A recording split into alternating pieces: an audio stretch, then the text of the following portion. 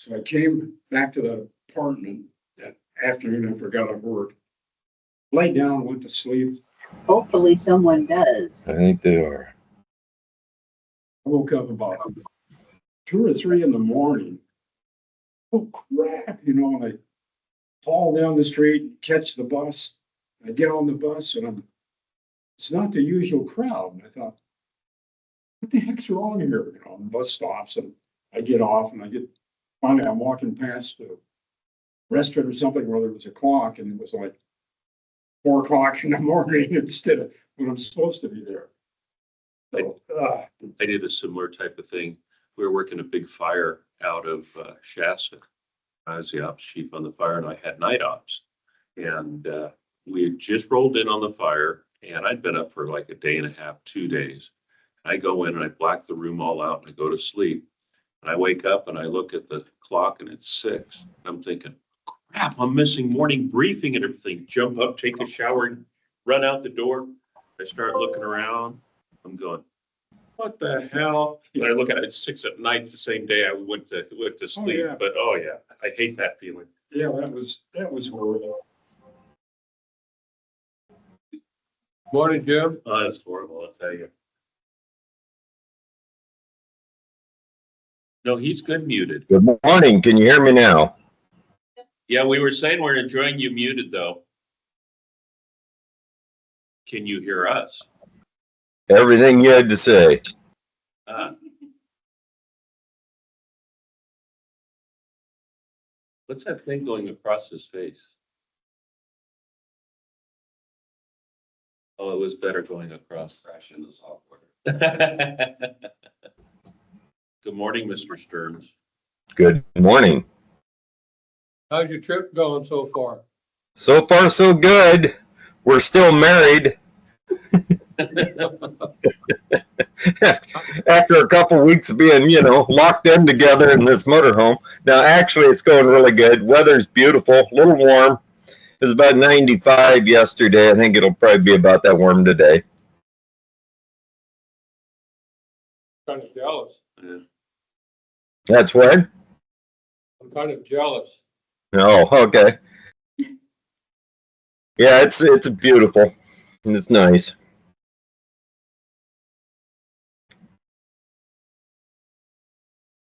When are you leaving for Moab? We leave on the 1st of May. We drive from here to Reno, spend the night in Reno, and then we go to West Wendover for a night, and then we hit Moab. Pretty great. Just missed a signature there. Oh, okay. 6.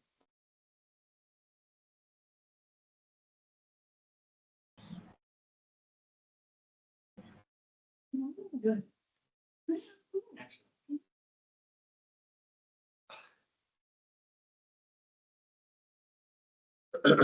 Hey, Jim, did you find on your calendar the 24th? No, I haven't looked at it, but is that when the budget meeting is, the 24th? At 6:30 at night. I'll write that down right now.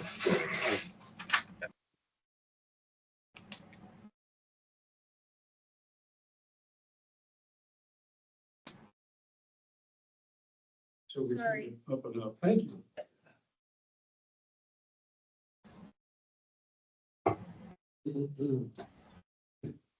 Good Morning. Hey, Randy. How are we all doing today? We're here. Good, good.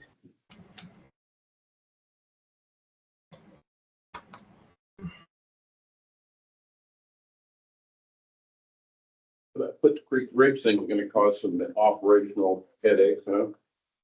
Been down for a month. Oh, yeah. Did that.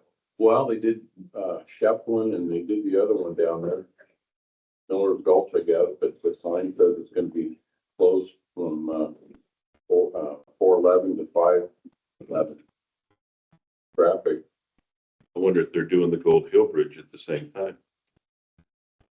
Yeah, the thing coming out, the fire district three can't get to that side of the fire district. But I'll tell you, they said the same thing on the Murphy, let's see, the other 2 bridges on Red River Highway, and they weren't closed near as long as it said.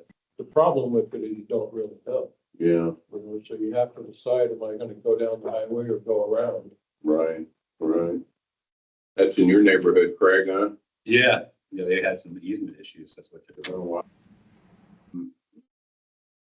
They already got all their equipment staged. Yeah, I see that. Hopefully their learning curve is gone, so they'll be able to jump in there and get Some right up. easement issues Well, on your property. the two bridges that they did No. down there really look nice. Oh, yeah. Those are really Yes, just easement really narrow improvements to areas those of those houses. yeah. Now people can That's drive the faster. easement issue. Yeah. Oh, that's what. Yeah, there's plenty of that, isn't there? Oh, man. Amazing.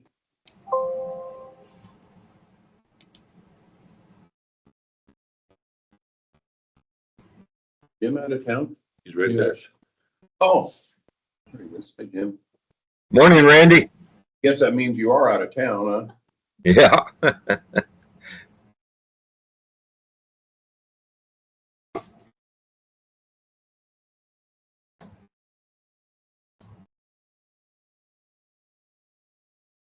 Jim, you probably don't have a board packet. Do you have an electronic version of it? I do, yes. Okay. Everybody get their packets? Yes. If the packet hasn't changed since they were sent out, I'm up to speed. It has not. All right. You have the latest version.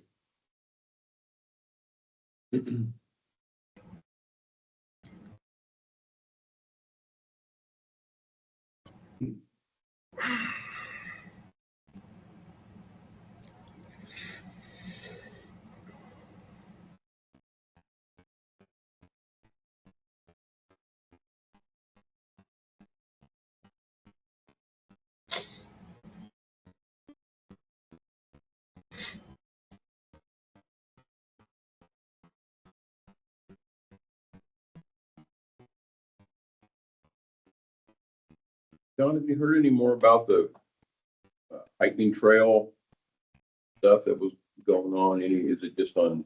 Basically what they, the last meeting they had was they decided to go on the 99 side.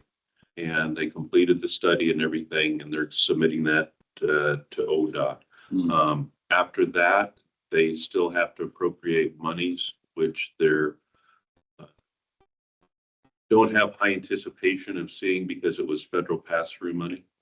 And so all that was just to figure out if and when they get the money, that's the route that they were going to take. So They haven't done any actual layout of where and how it would go no, down that's that the side. next phase. Yeah, I just was curious. Yeah, they've got two more phases that they'd actually have to do. They'd have to do the actual planning and construction phase. And then the next phase would be the acquisition phase, if there's any right of ways, anything of that nature, and then the construction phase. Interesting. Yeah. Just curious how they're gonna weave it down through there as we sit and look out at the road in the Yeah, evenings going, I wonder what that would look like. and they were anticipating it was gonna cost 27 million. So From where to where? that's just it would be from the bridge into Grants Pass. Because they figure is that if they tie into the existing right there, people cross the bridge and then from the bridge would go north. Were they gonna use any of the irrigation ditch right of ways, do you know? They looked at that and they canceled any further progress with that because they, like the railroad, the irrigation said they had to have a certain amount of setbacks and everything, and it wasn't feasible. Those were always neat hiking spots when we were growing up down Yeah. there, could always pop up on the irrigation ditch and either swim or walk or, get around it. Yeah. Okay, interesting. I knew you were kind of more closely involved with it than I have been. But it was an interesting group to participate with. The majority of the public put in participation, a large number of bike clubs from Ashland. Oh, And as some property owners, I was the only property owner from this area. wow. And a lot of governmental agencies, ODOT, City of Rogue River, City of Grants Pass, County Public Works. Shane Maxwell. Yes. So you got in a fight with some of the Ashlanders, I see you're. Yeah, my dermatologist went in for that yearly thing and they decide they gotta freeze all these things on you. Yeah, All that fun sunshine we had when we were kids. I know, getting old sucks. Okay, I think we're close enough to 7:30 to call this meeting to order. This is a regular Board of Directors meeting, April 9th, 2025. If everyone would please stand for the pledge. I pledge allegiance to the flag, of the United States of America, and to the republic for which it stands, one nation, under God, indivisible, with liberty and justice for all.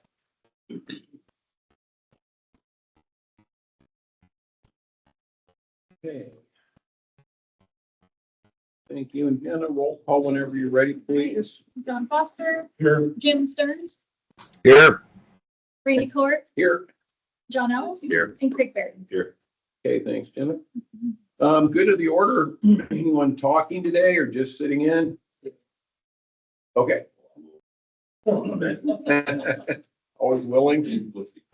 Okay, then hearing no good of the order, let's move on and review our minutes of our past Board and Safety Committee minutes.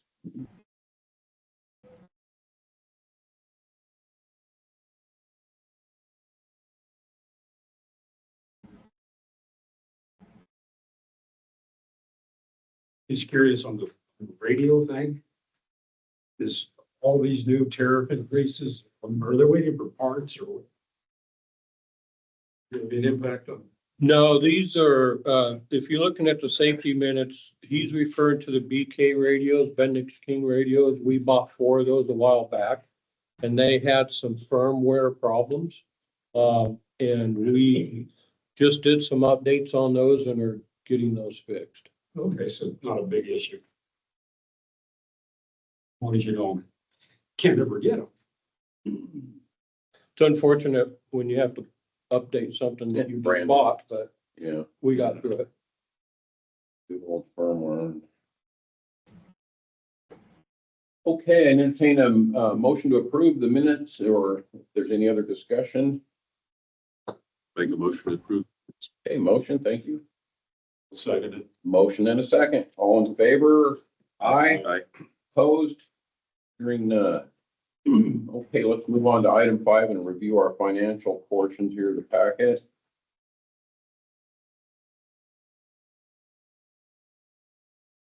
I don't have any out of the ordinary things to talk about. And this, Couple things that was-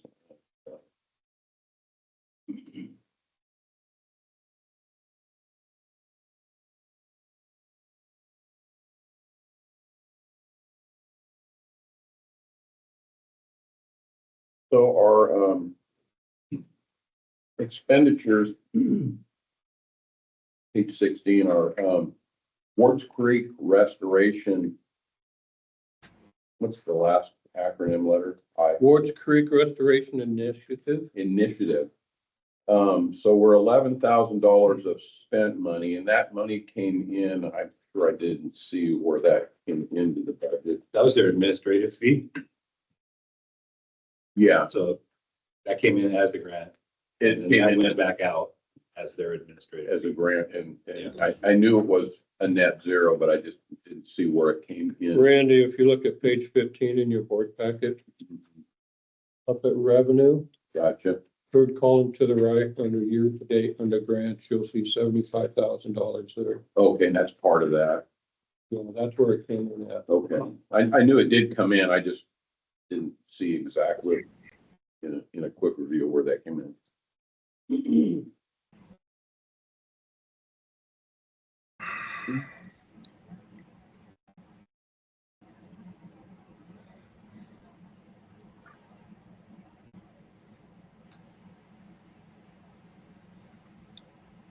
So on page 19, I noticed that the capital is overspent.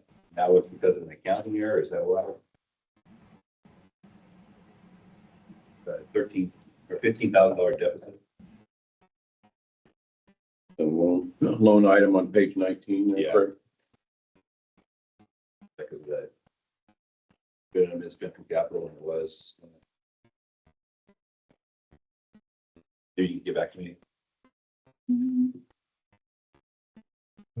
Pretty- That's kind of Yeah, that is you an look at that for a interesting, page, isn't it? Yeah, I'm trying to line it up with what it's, Yeah. That's just, excuse me.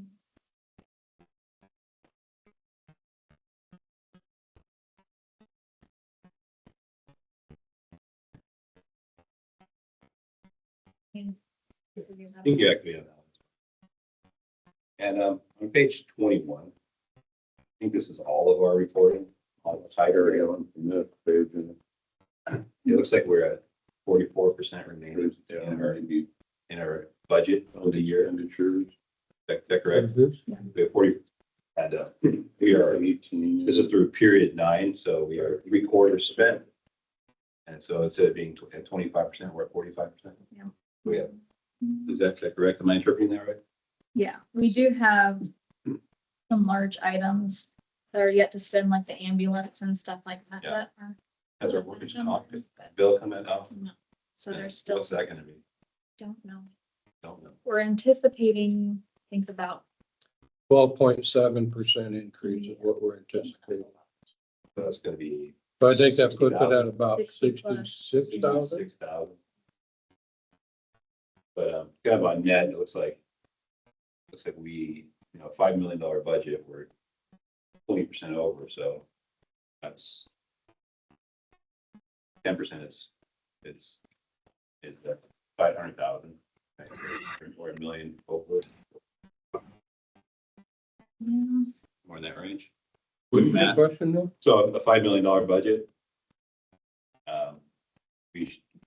We are at we're at the end of the third quarter, so we should have spent We 70. should have We 25%. should. left. Yeah. We're about $1 million over, is that correct? Can you show me what number you're looking at? I'm looking at the 44%. Kind of back. So is that at the bottom of materials and services? Yeah, Page page 21. just page 20. Just trying to wrap my brain around where the financial balance is right now. Well, I can tell you that we're tracking pretty good line by line. Yeah. So, it's Yeah. hard for me to, Pull that. I don't know. Dissect that a little. Yeah, I'm just trying to get the 10,000-foot view where we are. If you could get back to me on that, I'd appreciate that. Jenna, at the last board meeting, there was some questions on some line items in the budget where they weren't quite making sense. Did you have the opportunity to review those? And yeah, that's the Mercy Flight information. That's on the agenda. I know.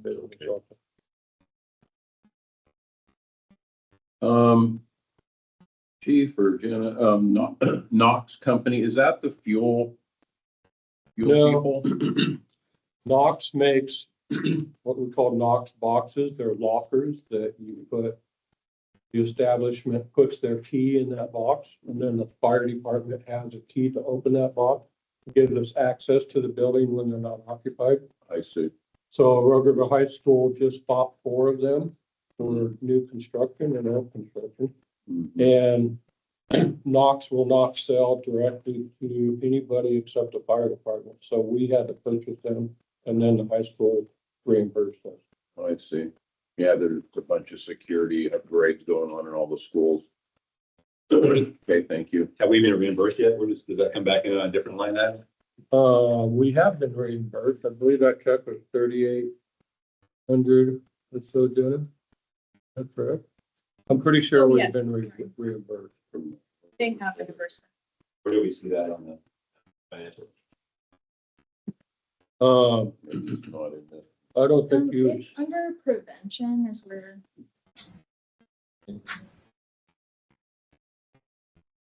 I don't think you.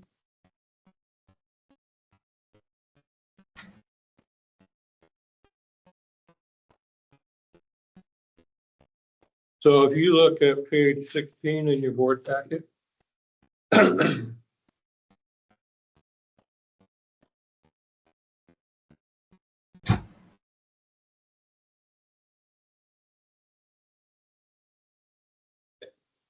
Under prevention, which is halfway down the materials and services.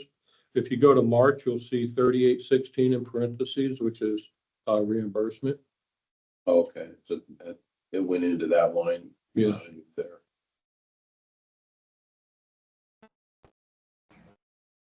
And is that because that prevention line item would not have a revenue, it's only an expenditure line? Yes, that's why you see it in parentheses. Okay, thank you. And the difference between 3816 and I think it's $4,000 is the annual fee we have to pay to be a member of the Knox company. Are those at all the schools or just the high school? Or just All the schools. all the schools? Okay, So each school now has a Knox spot. got it. Thank you.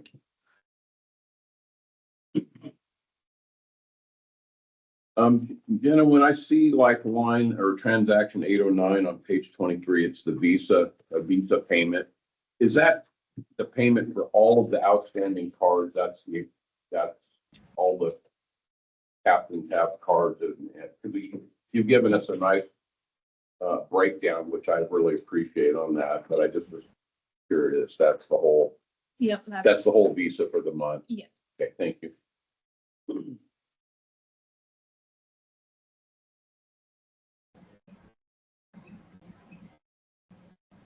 And of course, this Visa payment was for February's transaction, so it's kind of, So it doesn't track exactly. if you want to see this month's visas, they're in the.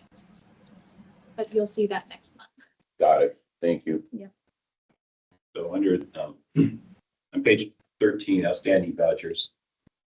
I think I just paid this check here. The fuel card reader and bypass the card reader was $21,000. I wonder, we spent money beforehand on the prior fix, Yes. and so that was another 5,000 or so. When we had to rip out. That was the company that went out of business or whatever. What was your question? So we went with a vendor that went out of business. Yeah. Did they get paid? Well, we paid them to upgrade that system right before they went out of business. And how much did they walk away with? Oh, I'm gonna say, I'm guessing, but I'm gonna go with about 2,500. I thought that system was like $8,000. Did I get an answer? later? Yeah. Well, Yeah. just for the upgrade you're talking about, Jenna? No, they had to do new software, new. Do you remember the name Yeah, of we'll get back to you. the name of that company by chance? Do you? Yes, I do. That's okay. I just was curious of seeing it around. Okay. They didn't even tell us they was going out of business. Oh, I'm curious. Imagine them doing that to us. Yeah. Any other questions on the finance? If not, I'll entertain a I motion. just had, Sure, John. just a quick, I'm just curious on page 24. The fuel, March 24 went up 71%. It seems like, I'm just wondering, why would we have a boost in March? So that's 71% of the total that the city used. This is historical. This was something I asked for, and thank you for getting this for me. So we've been billing the city, and this is going back a long ways. Okay, because I had this impression. These are years. These are months. Yeah, it says March 24, so I thought, well, Yeah, this isn't a month. why would it jump 71%? Months. If you think all the spring cleanup they do this time of year, I'm assuming weed eating, mowing. that type of thing. I'm driving around. But we were just, they were, Getting, they're guessing how much the city was using because the card reader wasn't definitely down. Just curious, it's not that big a deal. Good catch, John. Yeah, thank you. That's, Yeah, but that was actually locked. was that locked? Yeah. Just before this one went down. In this March, they used 60% of the fuel, so it is up in March. It's So just like, kind of, yeah. I spoke with the city and they thought this began in Page down at this Chicken City, but this began in November of 23. That's when they just, that's when they wrote it. So it looks like it was down for 3 or 4 months prior to that. Just doing. yeah, it was down in your eyeballing August. it. And then, yeah, when we really. This wasn't were a good averaging. tenure. I'm just curious, is this gonna be down the road agenda item as to whether the city goes their way, and the fire department goes their way, or? Well, it's been pretty seamless until we had this hardware issue. I mean, I didn't vote to have the city using our fuel, but that's way history. So I don't know that it needs any more scrutiny once our electronics and card locks all working right. Yeah. Yeah, I don't see it unless you gentlemen wanna. I'll probably take it and do an overlay by month and see how those years look. But I mean, there's no recourse. Yeah, no, It's just you're that right. It's an accounting Yeah. Is there, problem. what's our capacity, chief, in that fuel tank? I can't recall. I mean, by having the city use it and us utilize it, with an interruption in fuel delivery, could that ever become a issue for the fire district? Running out or running low or something? I mean, I guess anything's possible. I think any kind of natural disaster that creates big problems like an earthquake or where you have bridges out, the first real problem you develop is you run out of fuel. Yeah, You run out of, because you can't get diesel fuel in and Sure. everything runs on fuel. So sure. I don't know the capacity of the tank. I guess the reason I Find just out. throw that out there, discussion, is if there was a natural disaster, a major interruption in fuel delivery and stuff, I would much rather see fire equipment running around town than city vehicles. Just, from They did a big, a selfish standpoint. they did a tabletop thing, it's years ago on that, I remember. And I asked pretty much that same question and was told that there's a system set up where they can go to these gas stations with portable pumps and pump what they need. I don't know if that's still, I followed, that was the Cascadia event planning, yeah, that was what it the was. big earthquake. I followed up with them a few years later and I got nothing. I don't think they have the equipment to do it. So if you run out of fuel, Last question for me on this one, do we have the ability electronically to turn their cards off? Yeah. Should we want to? I'm going to say yes. Okay, It's, nothing against the city, I'm just looking at if, something went. we're pretty new with the software and we're in the learning mode. But Sure. I'm pretty sure we could turn We have off like anything we wanted. administrative rights to the system, okay. Okay, unless there's any more discussion, that's. I move we approve the financial packet as presented. Okay, motion, thank you. I'll second it. Motion in a second. And if we could roll call that, please, when you're ready. John Foster, Yes, Jim Stearns, Yes. Randy Court, Yes. John Ellis, Yes. and Craig Berry. Yes. Jim, you're being pretty quiet back there. You can. chime- Intentionally. Thank you. I can hear the ice cubes clinking in the glass. Yeah, That's not coffee. Okay, item 6, correspondence. Chief, is there any correspondence you want to bring to our attention? No. Nothing. So I had a correspondence I shared with the board, I believe. I came down to sign checks 2 weeks ago. I say a Thursday. And this is after we had a discussion about locking. So I was able to come in through this door, and those 2 doors, get in about 7 o'clock in the morning, 7:15. Guys are out on calls. I would, I don't know. they was here, but probably what happened is the training room got used the night before and then it didn't get locked up after it got used. Yeah, and so that was brought to my attention when I came to work. So I had a meeting with my captains and sent out an email to everybody. And every evening now, the shift officer is gonna do an exterior security walk and an interior security walk. And I gave a list of things I expect them to check. Okay. We take station security seriously and we'll be better at that. Thank you. Okay, that was under correspondence. Anything else? Okay, old business, looks like we've already touched on the fuel report. Is there anything else that would fit into that category, Chief? Well, you guys was already talking about it. Jenna put this together as a spreadsheet.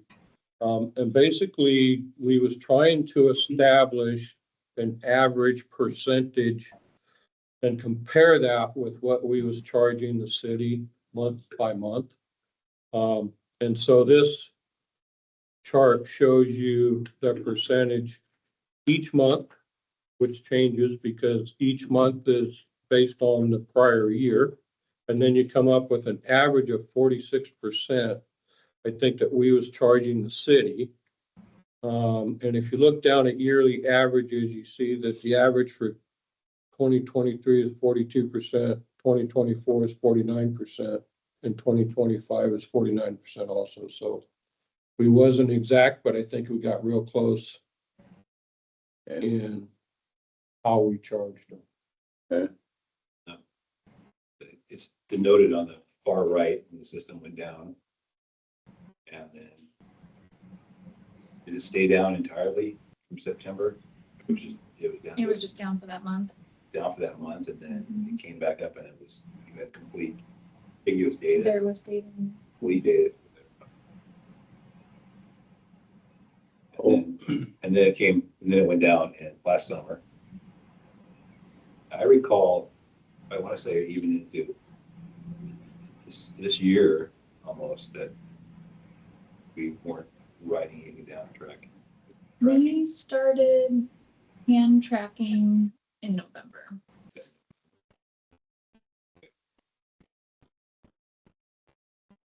Chief, can you bring back to us, I know you don't have this information right now, but the size of the tank, the percentage of fuel that is utilized on a monthly basis for that? And where I'm coming from is, as you bring up in your emergency management aspect of things, we should have a 10 or a 15% buffer of fuel over what is utilized on a monthly basis in case there is a significant event where we don't have access to fuels. So it'd just be interesting to know what our capacity is and what utilization of amounts of fuel are used monthly now. Sure. Thank And you. to add to that, John, I'd like, not to totally turn this into a micromanaged thing, but when we get fuel from Carson or whoever our vendor is it on a regular schedule, or do we call them and say, hey, we're No, at a threshold we It's need? regularly scheduled. So it's like a, They come once a week on a Saturday, a Friday. Yeah, they come once a Okay. week on a Friday. oh, it's on a weekly, okay, thank you. Yeah, you really need to know the volume and the size of the deliveries and the occurrence of them to get a clear idea. It'd be interesting to track, I think, too, or at least know a little bit more about. I'm also going to include our generator fuel capacity if I can figure that out, how long the generator will run. That'd be good to know as well. I think we looked at that and figured out it was a couple of days, but I'll try to narrow that down.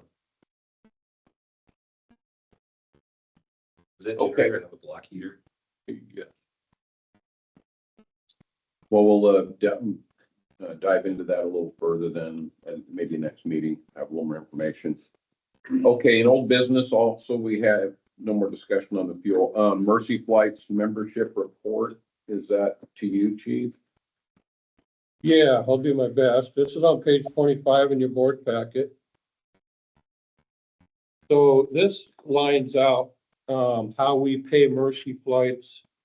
The first column is what we pay to Mercy Flights, and then the second column is the revenue we get, and then the difference. We get paid $5 every Mercy Flight application that we sell.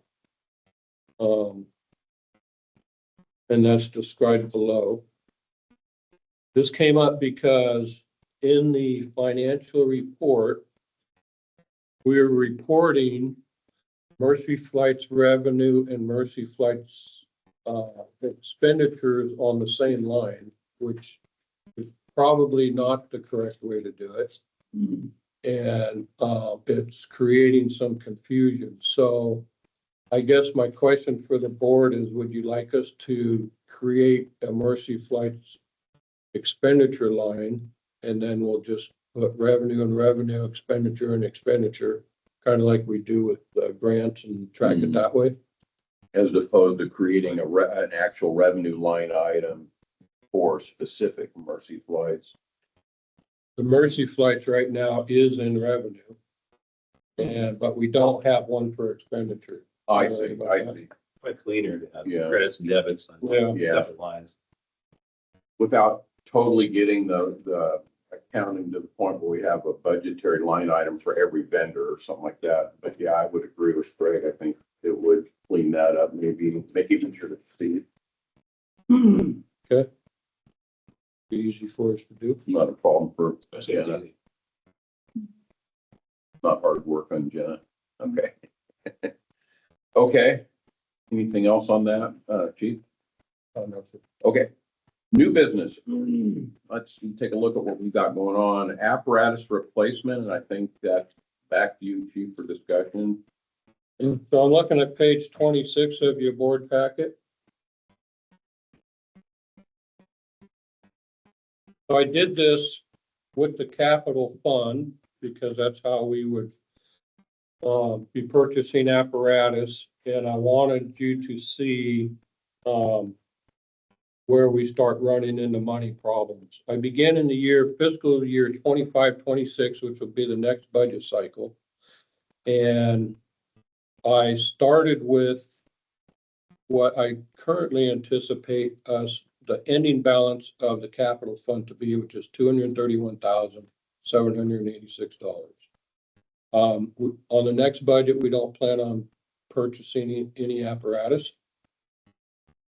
But the following year, 26-27, we're going to do an ambulance remount, and we have been doing an ambulance remount every 2 years now. So I inserted that in 26, 28, 30, and 32 for ambulance remounts.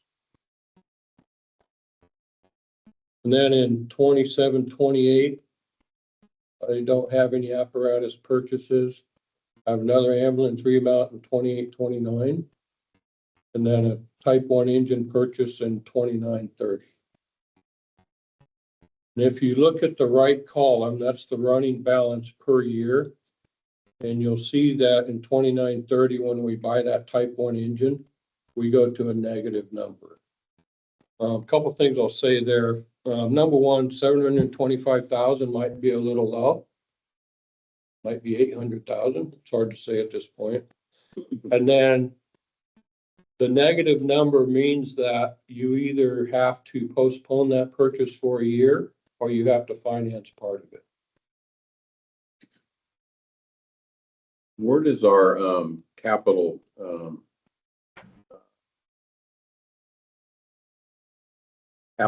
bond or levy come into this timeline, or is it not in this timeline?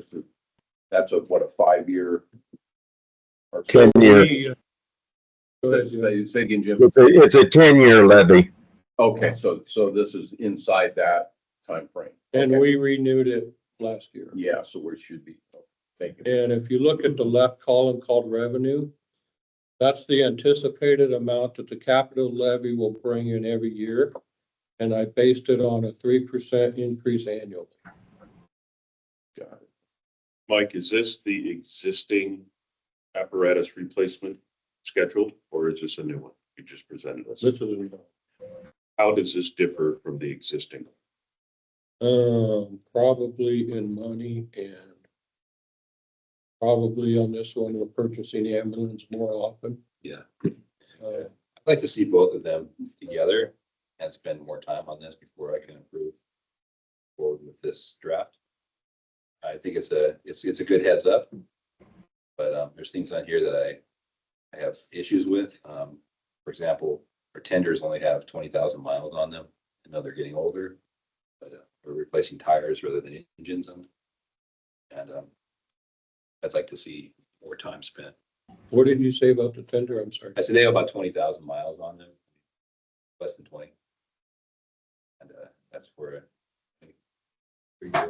vehicles. They're not gonna- I think you start running into an age issue when you start looking at apparatus and everything. Yes, historically, fire apparatus have a low mileage on them in some cases, but what you run into is the age of the vehicle and the availability for parts and repairs and everything of that nature, which is a significant impact. So, but I agree, it would be nice to have this as a comparative analysis. And then my question for you on the type 1 replacement, I make the assumption that that would be for engine 140. Yes. Now, my question with that is with engine 140, having 2 type 1s, is the emphasis upon that based on ISO, or your thoughts of having the redundancy in case engine 40 breaks down? What is the? I would say both of those, both of those. Okay, now my question with that is heavy brush 40, it is ISO rated, correct? Yes. So theoretically, Well, we didn't have it during our last ISO. Great. but so that engine would have impact Yeah. upon the ISO.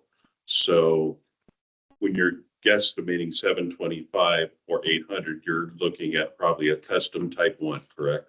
Yeah. Okay. I think that what we kind of need to look at, and for further discussion, is we may be at the point where we need to look at commercial versus custom due to costs. So I agree with Craig. It'd be nice to return with this and have both the existing capital replacement plan and this one for a comparative, and then have discussions of how we want to move forward with that. That's fine, but I don't really understand what you were looking for on the old.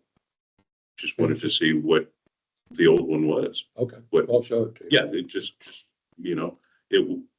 what was it submitted to say, what was going to be replaced and when? When you say custom versus, elaborate on that if you would for me. Well, basically, a custom is, if you look at engine 40, that's a big fancy Pierce custom and everything.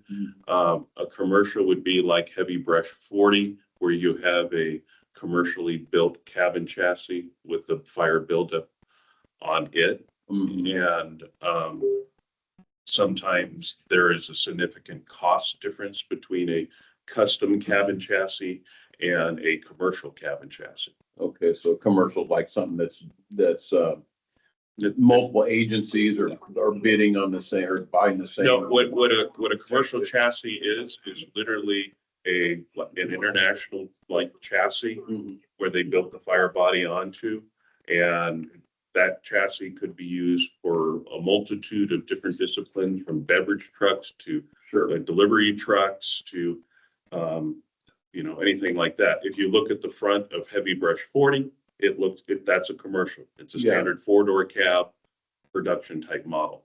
And those type of cabin chassis cost less than you have a custom, which is, built by Pierce, and the chassis are custom made specifically just for fire apparatus. So they're actually not built on an industrial or a truck chassis. They form their own frame rails, and They're basically like they could be built on a Hendrickson chassis, but the cab is custom built. okay, interesting. I assumed that they were all built on a Freightliner or a So Peterbilt what are you or sacrificing if you, plus minus on the way the chassis or the interior? Are you losing anything when you go? Depending upon how the buildup is made, you could be sacrificing on room in the cab for the crews to be putting on equipment and everything, or carrying of SCBA's in the cab and everything. So there's a give and take with them. But the price of engines are going up so significant, we have to live within our means here in the district. And, you know, it'd be nice to have a Cadillac, but we might be only able to afford a Chevrolet. Well, Chief, if you think we should do a little deeper dive and study that at another time with more information, I could support that if you thought that would be helpful. The rest of the board wants to see something like that. Anybody else? Thank you looking at me. Wait, sorry. I'm trying to conceptualize in my mind what else I'm gonna bring.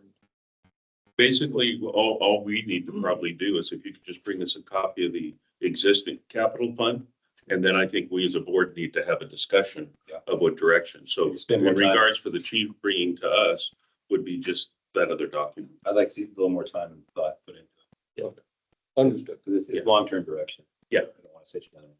For, Long-term financial. is it something we can discuss it in a board regular meeting? Oh, yeah. We need a special something. No, I don't think we need a special. So I think it could next just board- be a, Next board meeting or two, we'll look into it a little. Yeah. Okay, you agree, Greg? good. I do. I'm good with that. If you guys are good, that sounds good. Okay, so we're not gonna take any action at this time. We're gonna study that a little bit further. Our fee schedule, Chief, again, back to you, please. Okay, I'm on page 28 of your Word packet.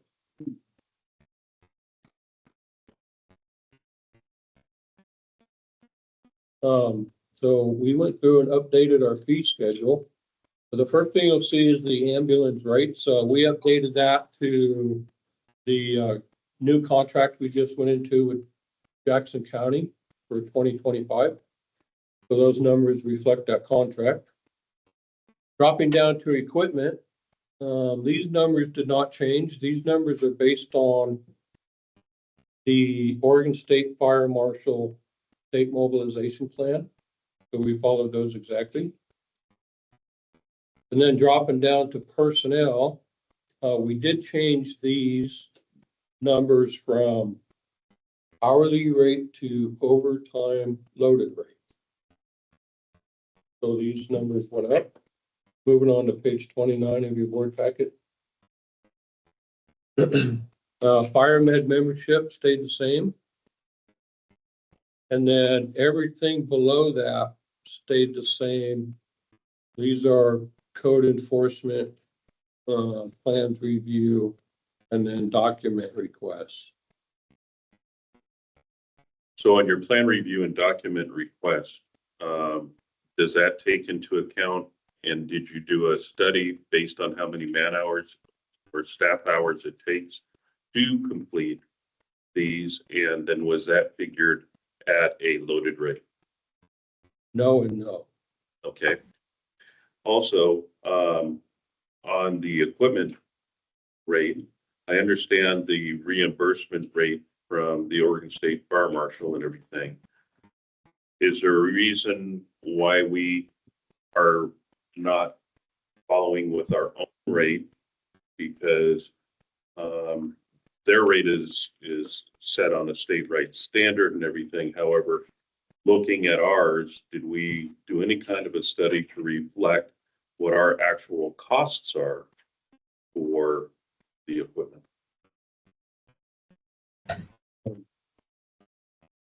Well, I think that rate substantially covers our cost. Okay, but is the OES rate or fire marshal rate, is that a wet rate, meaning that's inclusive with the fuel rate? Yeah. Or is that, so that is a wet rate? And that $100 an hour, is that what we're receiving from the state when we send out an engine? Or is that Yes. what the state billing an outside party? It's what they would pay us if we went on a mobilization. Okay, What's the state typically pay? I don't know. We should find out. Yeah, We should find out. It's right for apparatus. That's what they typically pay? Yeah. That's That's in their mobilization. never what they pay. Do we know what other districts are charging on their fee schedule? I think it's normal for them to follow the Oregon State Fire Marshal mobilization. I don't think you have to do that. I think you can establish your own rate. But this is what we chose to do when we initially set up this fee schedule. So the only changes to the fee schedule is personnel, and that was making them a loaded position. How, do we collect on public assist? How do we How collect? Yeah. Well, How do we collect on that? I don't know. We're authorized to charge for a public assist, $250. I don't think we've ever actually done it. I came to the board a couple of years ago and asked the board to give me authorization to do that. And the reason for that is sometimes you'll get a person who overutilizes the fire district for public assist. And that gave us an opportunity to bill them, but we've never actually done it. I remember that discussion. Is there any other fees tied to burn permits? No. And typically a it seems like our burn permit comes, if you get fire med, it's like on the back of the sheet, it seemed like, or some. No, I'm thinking of something else, and I guess. So when a burn, I'm asking for somebody else. I saw something on Facebook about it. Somebody was complaining about it, but burn permits are free. It's a piece of paper that you have to come in and get here or Or apply for. it's on our website, so you can print it off our website. You don't have to come in. And okay. And It has the regulations on it and it has the burn phone on it, so we want people to have that. okay. And there's no fee attached to that. He's gonna bring. Okay. Oh, No. thank you. Thank you, Casey. Okay, thank you. That was just a question that came up. So I have one last question. On the fee schedule with these changes, is there any requirement or anything that when we have a change of fee schedule or a financial impact, that there should be a public hearing and or public review or an option for public input on a fee schedule, other than us just coming in and arbitrarily saying these are changes to our fee schedule? Is there any Oregon special district law or anything? And Jim, you might be able to comment on that. I believe there is. I believe, depending on how we did it last time, if we had said, for instance, with ambulance rates, we're going to set the fee schedule at this and then authorize a up to 3% increase annually, you can go ahead with that. But if you're going to change fees schedules, I believe you have to have a hearing where it's read at a meeting, then you hold a hearing where it's read in public and voted on. You might check with SDAO and make sure that I'm correct on that, because I don't know, but I believe when we change fee schedules, it probably has to be done through a public hearing. But what I didn't understand is, what are we changing?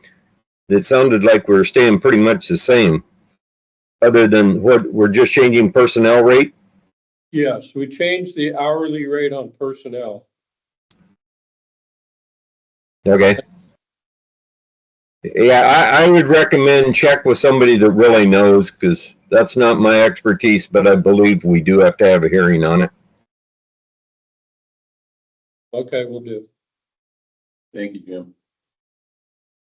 Okay, any more discussion? We're not going to take any action yet this time. Gonna table that. Okay, so we're going to move that one for a little more info. Okay, budget committee appointment would be our next subline item. What do we need there? So Nauvoo has served for a 4-year term. I reached out to her and asked her if she was willing to be reappointed for an additional 4 years, and she told me that she would be willing to do that. Okay, good. I move that we appoint Navu for a 4-year term to the Budget Committee. Second. Looking in a second. All in favor? Aye. Aye. Aye. Opposed, hearing none. Okay, thank you. Okay, Chief, keep wearing you out here, but it's back to you again for your comments. Report. So, we'll talk about the capacity grant. In 2022, we was awarded the capacity grant, which gave us funding, partial funding for a firefighter for 3 years. And we determined, based on that, how much money we had to carry forward in the budget each year. And then we carried that money forward. However, during the course of that time, the money that we spent did not equal the money that was funded. We spent less money than what we was authorized to spend. The reason is because, well, there's a couple of reasons. One is that when we wrote the grant, we wrote it based on our most expensive employee.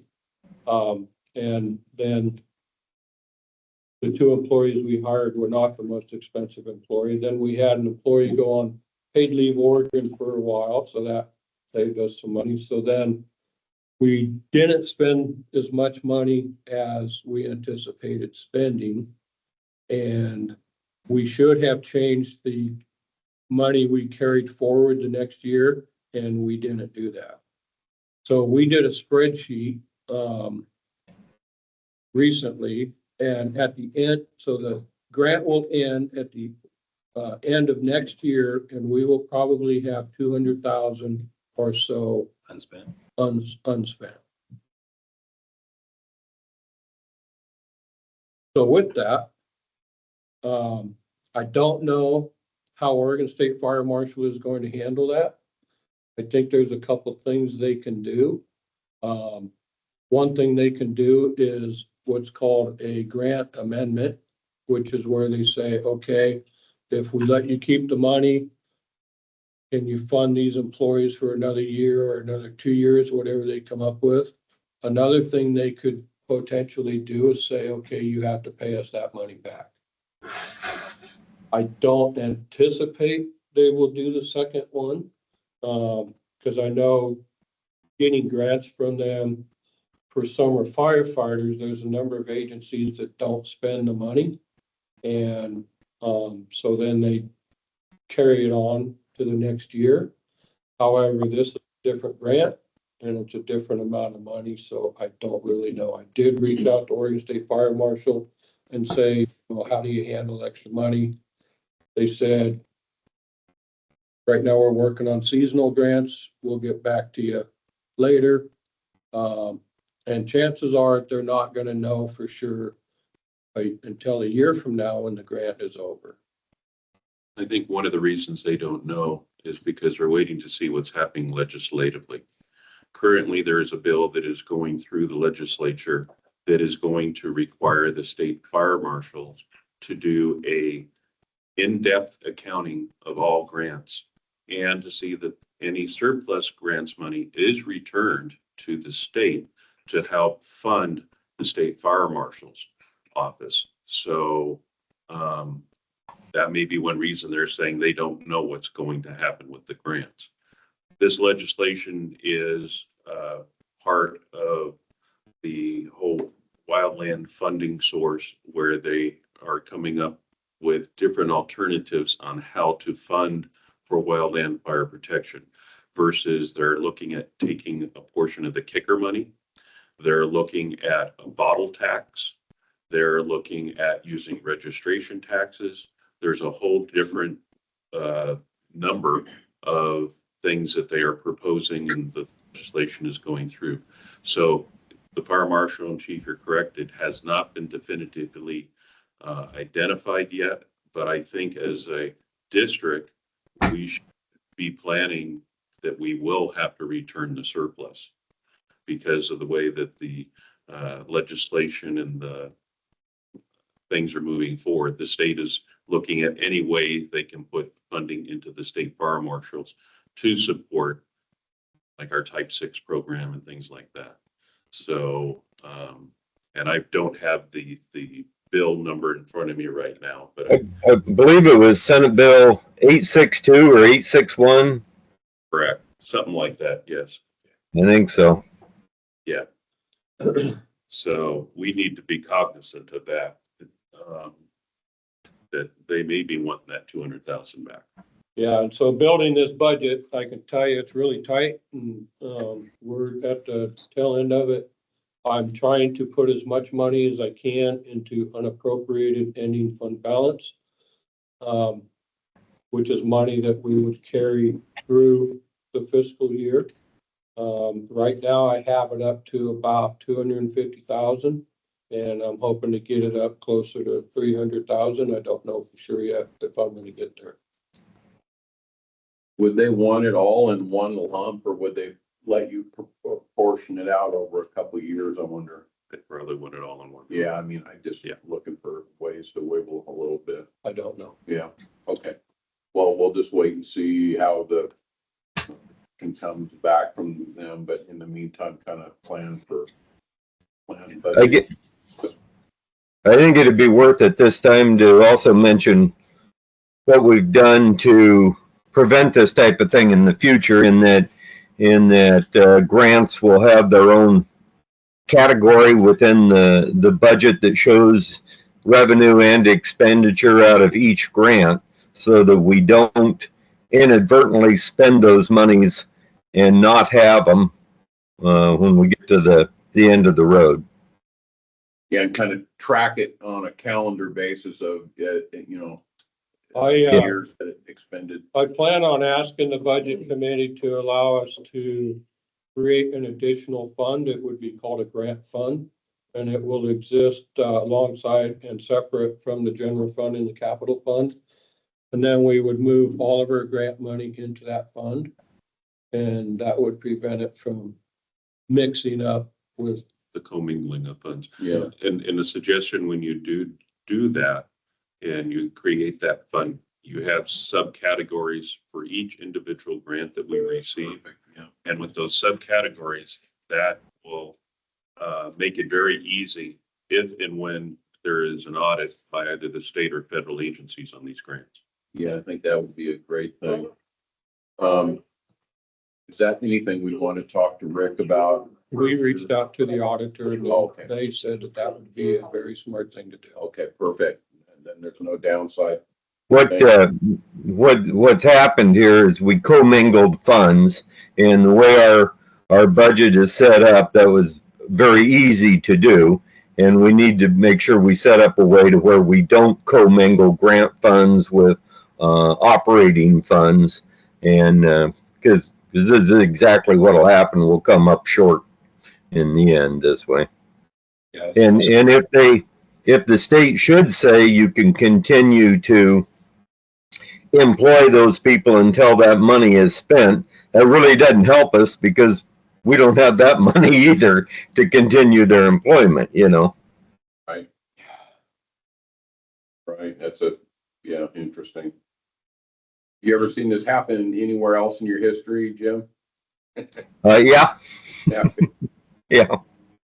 So with that, we're relying on, or we're being hopeful that we would get a waiver from the state so we can maintain that 200, so that 200 then would balance our budget operationally. Is that what I'm hearing right now?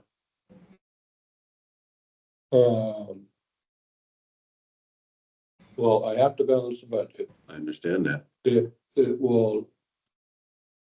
So if we don't have to pay it back, then I guess I don't understand exactly what you're asking. Did we utilize the 200,000 from the grant for other expenditures in operations?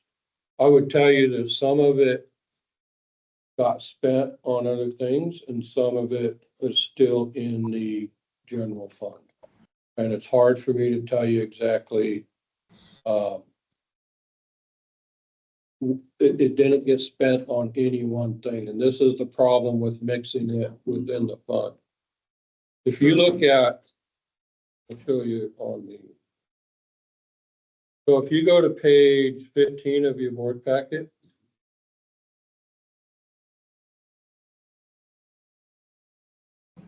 If you look at revenue carry forward, we budgeted 1.6. We actually brought in 1.8. But does that include grants? Yeah, So then that's kind of a smoke and mirrors, and that's not a true revenue carry forward. then. that's true. Okay. Mhm. That's where it gets That's messy. where it gets you. Do we need to maybe have a forensic audit at this point to identify and make it easier for you, chief, and in your budgeting, knowing where that this went, what they have thought went somewhere where it actually didn't go somewhere? It might make it clearer for us on the board of what's happening with the budget. This has been over a 3-year, 2-year, 3-year period, 2-year period, chief. A 2-year period, and we have 1 year left. Of the 2 Two years. 2 years have passed, so that's gonna be that.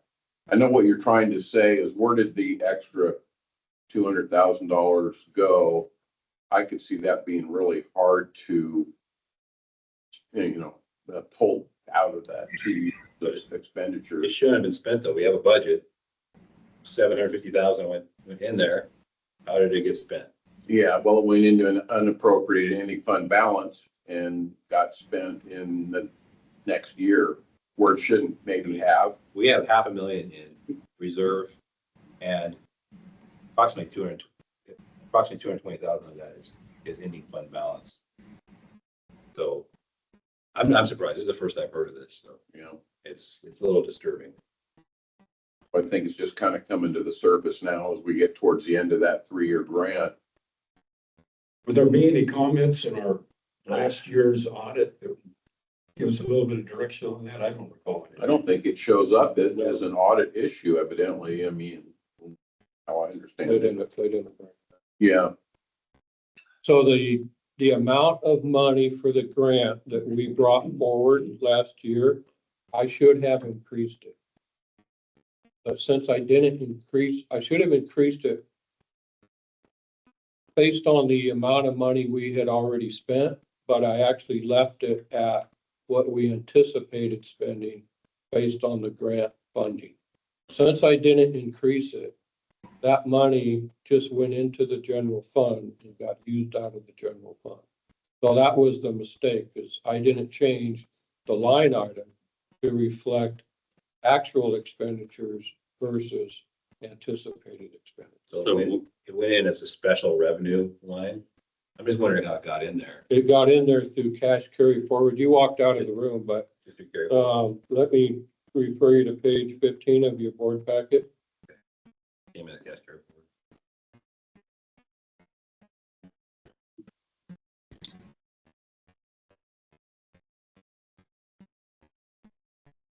So, Well, I'm sorry. I'll let you finish. I'll just tell you, on cash carry forward, we budgeted to carry forward 1.6, and we actually carried 1.8. So it's in there. Oh, yeah, 168,000. So we have 1 year left on this grant. I think that if we were to, one, have a forensic audit completed, it'll identify exactly the dollar amount. It'll identify where it went. A fix to this is an option to us, is we need to go back and look at the actual verbiage on the grant and talk to the people who awarded the grant. And the grants that I have dealt with, there is the ability within the organization that allows that organization to move people in and out of the grant, personnel.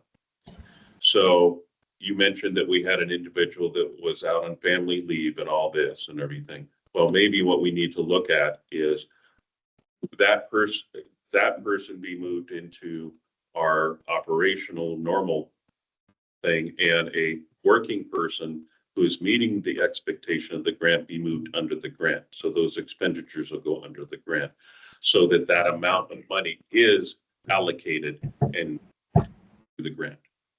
So we then, Put us in a net positive position correct. quickly. So then we are truly utilizing the funds from the grant as they were directed for us to use.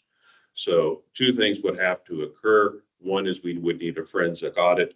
The second thing is we need to get the actual verbiage of the grant to see if we have the latitude of moving personnel. If they're assigned to if you have personnel numbers, by personnel name, or whatever. When you submitted for the grant, did you specifically say firefighter Jones, firefighter Smith would be paid for it, or 2 firefighters are going to be received from funding? So that would be our way. And the other thing too, that would be helpful for is at the end of the grant, we could clearly articulate for an audit where those funds went to and how they were utilized.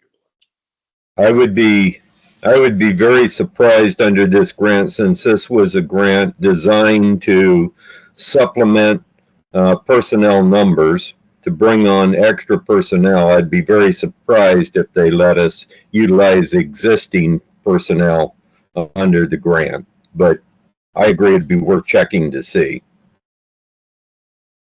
John, when you talk about a forensic audit, talk to me about what, are you talking about an outside auditor or something we do internally with our bookkeeping? That would be going to like SDAO and saying we'd like to have an auditor review what's going on. So it'd be I think SDAO could probably provide you with a list of names. They're not going to do the audit, but they could probably provide you with the folks that do that.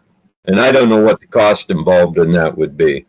Yeah, I welcome a forensic audit. I would like to go through it, but I hope it doesn't cost very much because we don't have them. Well, if Rick Brewster did it, it would be expensive, but I mean, would he be somebody we could talk to about that? I'm sorry, Randy. We could talk to him about it, you know, and I don't know what the difference between an audit and a forensic audit is, but the regular audit costs $17,000. So the forensic audit is a more detailed audit, and it's a specifically identified audit, where you would be looking into a specific fund and identifying all the expenditures or revenues for that specific fund. It's a magnifying glass. But you're going back in time To 2 go years. back to the so, origination of the grant. Wow. The organization, or whatever you want to call it, that originally issued the grant. Why don't we go back to them and ask them to come look at us and see if we're spending the money correctly? Is that, that's Oregon State Fire Marshal, and they're not gonna do that. They're not going to do an internal audit. Yeah, that's a accountant type thing. Might make them angry. Yeah. So, sounds like this is not resolved. Is it possible for us to do an internal audit in lieu of a forensic audit? Yeah. Sounds. What do you? You're gonna have Get a to, clearer picture of where it went. well, you see all of the financial documents that we see. But you guys have, We see it. you have another layer, you have layers more. Hi. If we do it in-house, it would cost us anything at the time. quite a task? Yeah, I don't know how you, that's quite a task. Well, I'm just asking if it's possible. We want to do that for you, but honestly, I don't know. how do you dissect that unappropriated ending fund balance and find out how that grew to that number is? Can I make a Just trying suggestion? to get all hard. Is, can Chief, maybe you contact SDAO or whoever and find out what a cost would be involved Yeah. and bring it to us at the next meeting. Yeah. And then we can give direction. We have a year to address this issue. Yeah. I think though we need to be prudent about it and address it and help the chief out on this. Mm-hmm. And then when at the termination of the grant, it'll be very, things will be identified and we'll be able to clearly articulate the success of the grant. Yeah, I would agree. Is that something you agree, Chief? Okay, bring that back to us, maybe next board meeting with some ideas on a audit. I just asked Jim, what do you think of going to Sato and with all your contacts and knowledge, zero right in on an individual or a group? I can't see John over there and I don't hear him very well. Can somebody else repeat what the question was? He was asking, with your knowledge of SDIO and the people that you know there, is there somebody that you know of that could do this? Or if there, and John, what was the other half? Well, just to cut through all the red tape and Can see, you cut through all the red tape and find somebody? I think John's asking. basically, yeah. I can make a couple phone calls and see. Like I say, I don't think they would do the audit, but I think they would have names of people probably that could. But if the chief wants me to, I'll make a couple phone calls here and see what the process would be. But chief could make those same phone calls probably and say, hey, here's what we're looking for. Yeah, I'll do that. My concern is spending money on a forensic audit and then hearing, hopefully, that we don't have to give the money back. Be not money well spent. So I think that we have $500,000 and carry forward unappropriated. So maybe put that in our budget. We're gonna need maybe half of that potentially to pay them back and find other places to squeeze in their budget going forward. When would they want the money back? If they did? Probably the end of the term. Not this fiscal year, not the upcoming fiscal It year, would but be the the end of following, the upcoming fiscal year. It would be at least a year down the road. at least a year down the road. Okay.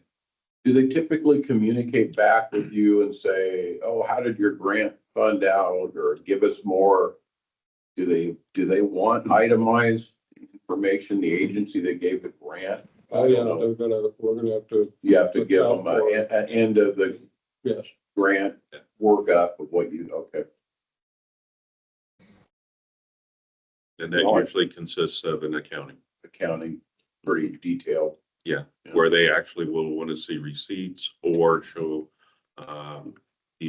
in your budget where you expended the funds and everything. So yeah, and there's differences between state grants and federal grants of how the reporting is supposed to be and everything. So the bigger the grant and if it's federal money, more complication. Oregon State Fire Marshal uses the honor system. I've never had to show them a document. We just fill out a spreadsheet. Okay. Okay, so we'll look at that for their next meeting, to move that over, and then if nothing else, it's certainly a learning experience on how to tighten up our, going forward, our counting and that stuff. Okay, Chief, still on you. All I have for. That's it for you, okay, very good. All right, let's look at our monthly captain's reports.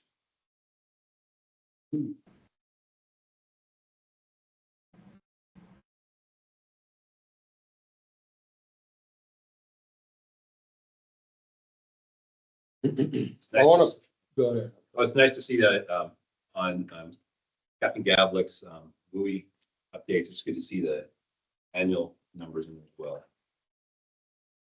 Yeah, and I was gonna point out, they did 19 home assessments in a month. That's a big number. And another shift, I think, did 5. So doing a lot of home assessment. That's a good thing. How's the ultrasound device working as a diagnostic tool? It's not being used,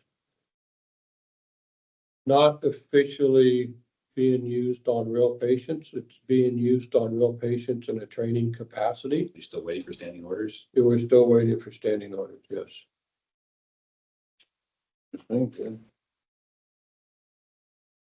Just on a side note on the WUI, Chief, thank you for hosting the Fielder Lane Firewise meeting. We've been working with Captain Gavlik. We've identified 3 dates. We have over 40 homes in the neighborhood, and over half of those are already participating in the program. We've already had 2 completed inspections, and we have 4 more that have identified, and we just need to schedule with Captain Gavlik. But thank you and your staff for working with the Fielder Lane Group and moving this forward. Okay, one other quick question in, Captain Nestor Model's report is in apparatus maintenance, replace the right axle seal on E40 and some other maintenance things. Are those things we actually do in-house, or are those things he oversees, with the vendor or shop to take care of? Our mobile mechanic does that. Okay, so he's just overseeing that stuff. That's the Caldera. Pardon me? The vendor is Caldera. Okay. Entertain a motion to approve the, monthly reports. Make a motion to approve it. Motion, A second. motion and a second. All in favor? All right. Opposed, hearing none. Is that a nay, Jim, or a nay? We got you. Public comment, any public commenting? No public?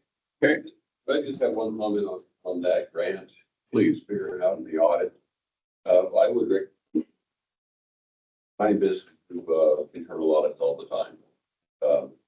In a grant situation, you've had 2 people assigned to that. That's probably 80 or 90% of the money spent on their pay. Likely, so a large chunk of it would be, and that would narrow you down to a smaller number considered moving forward with. Very quickly. So I would suggest that internal audit. Just grant money. Do some sorting on it. Get the big numbers out of the way. Big numbers out of the way, Figure the numbers that you know belong to the grant. Then you've got basically 20%. Radio analysis. Yeah, I think it's personnel training into training and admin costs. We can, Would be the 3 big ones. Yeah. Well, we'll give you some time to work on that, see what we can come up with. Thank you for that. Any other public comment? Okay, hearing none, let's move along. Items that have come up after this agenda was posted. Anything else, Chief, we need to add in here? No. Nothing there. And we moved, item 13, we already moved a couple items ahead for future agenda items. Is there anything else in anybody's? There was the, from the last minutes, we talked about the reader board. Like to get an update on that. So we talked about bringing it up again at the end of the year, which would be June.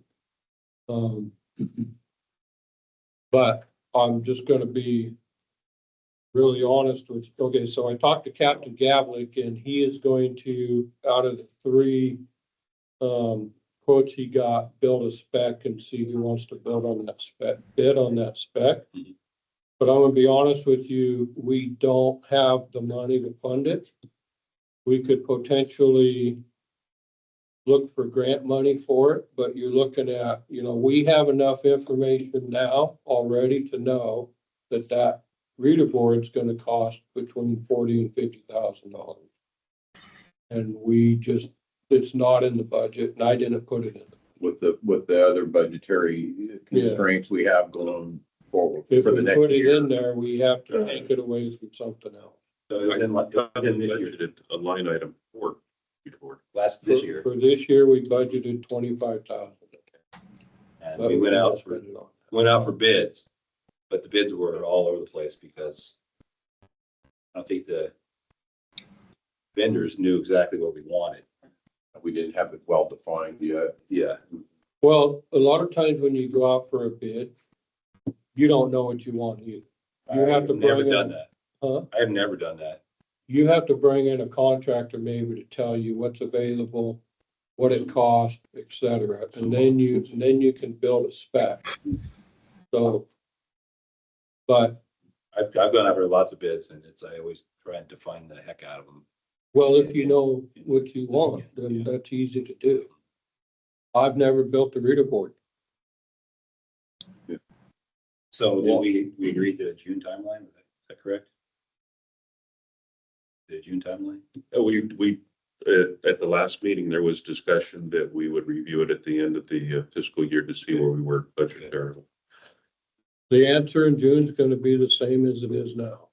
We cannot afford to build a reader board. I'm sorry about that. I'd love to have one out there, but it's not in the budget. I did not put it in next year's budget. We could potentially try to get a grant for it, but I don't think most grant people are funding that.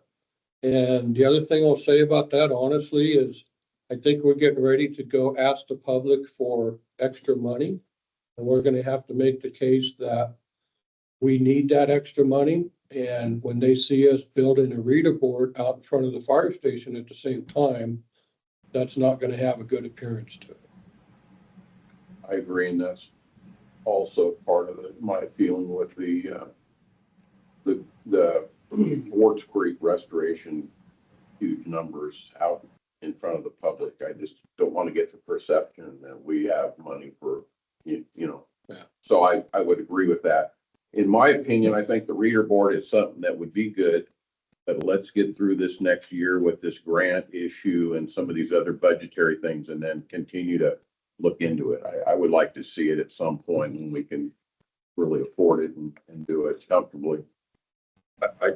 From my standpoint, maybe this is kind of oversimplifying things. I think we need to get a clear picture of where we are with our budget, either through an internal audit or an outside audit. And then based upon that, we need to take a look at our current budget, where we're at with it. And if we need to make adjustments to meet if there's any kind of issues within the budget itself. So, let's first see where we're at. Yeah, I agree. And this grant issue budgetarily, this 3-year grant and stuff is, I mean, we get healthy budget reviews from our auditors. But this is kind of something that's inside of that we need to. Like Our say, auditor really did- look at. Our auditor did caution us on this very thing. He said, be careful because your numbers don't really reflect what you have. Oh, I didn't Based recall on, Rick you saying know, so that. he did say it to I said, be us. careful. Was it in the report at all, or was that just a comment? Comment. Okay, yeah.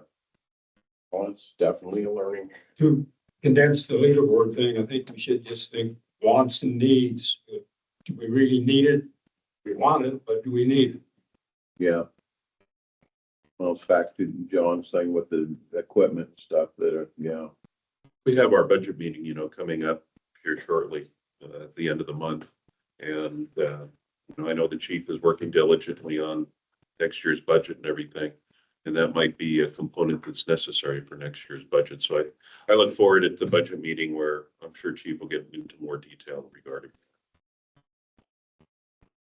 Okay, any other future agenda items?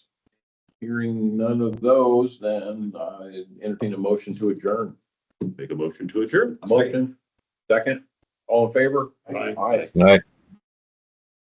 Enjoy yourself, Jim. Thank you. Thank you. See y'all later. Okay. Bye, Jim. Thanks for the warning. I think you want to make sure you're comfortable with that. We directed him last month. Thanks, Dave. Reminder, yeah, we've got crisis one.